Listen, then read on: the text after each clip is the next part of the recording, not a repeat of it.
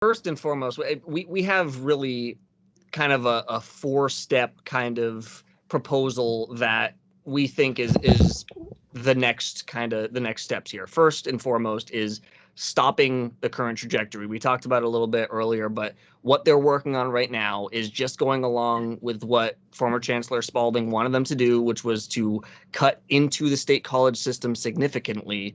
And it is completely ignoring the fact that these problems are caused by a lack of funding, not by any of the other things that they want to talk about. So first and foremost is we need to stop the current trajectory.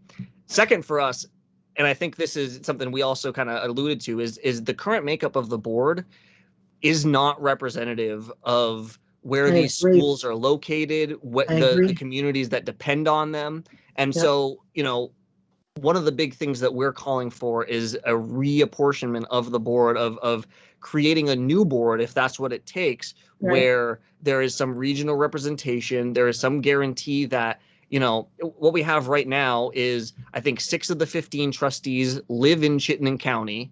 The vast majority of them have some sort of connection to UVM, whether they went there themselves or they work for UVM, or, they work for some kind of nonprofit that works for UVM. This is the thing, UVM is a big organization in our state, and so they have a lot of tendrils that go into a lot of different societies. So the conflict of interest in favor of UVM and in favor of Chittenden County is very, very strong, not only in the legislature, but also in the Board of Trustees. So that's the second thing that we think is really, really important.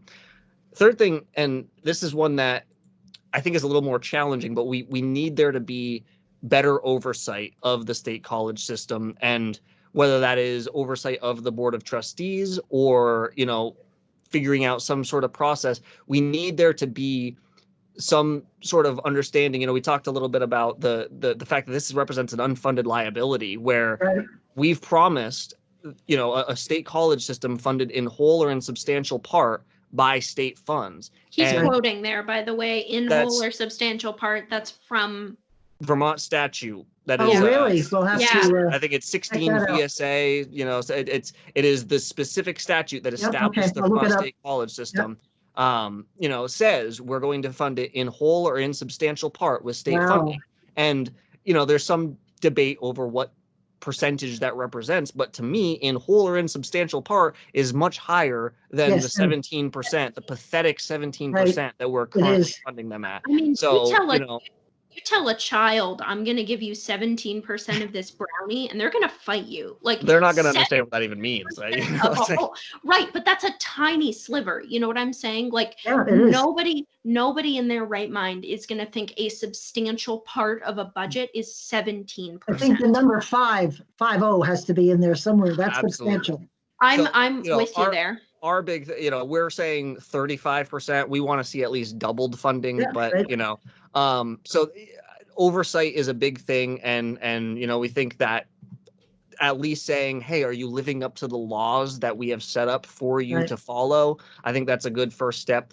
And then, finally, we talked a little bit about the complete lack of transparency that there has been throughout this process.